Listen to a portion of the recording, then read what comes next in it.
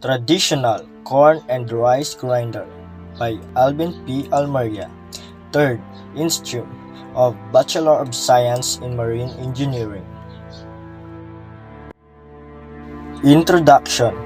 Traditional manual corn and rice grinder, also known as ligsanan in our local dialect.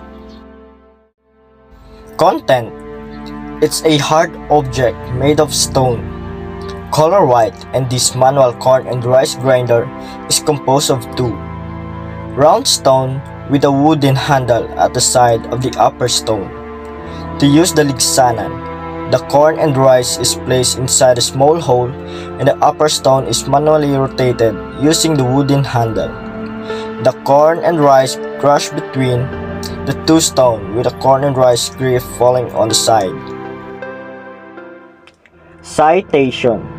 The owner of this manual corn and rice grinder was the family of Mr. Andres Subiron, and this artifact was during Spanish regime.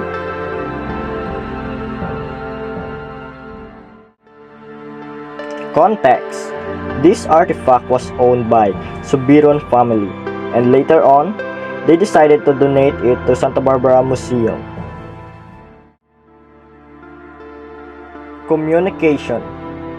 I got this information from Miss Christine Joy Panyas, who is in charge and maintains the archives in Museum of Santa Barbara, Iloilo. And now, it is under the custody of Museum of the said municipality. Connection.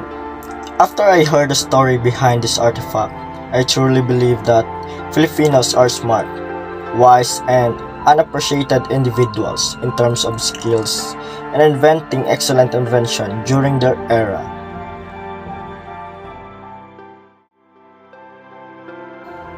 Conclusion. Therefore, I conclude that traditional manual grinder is one of the greatest and remarkable invention of the Filipinos in order to achieve or create special things.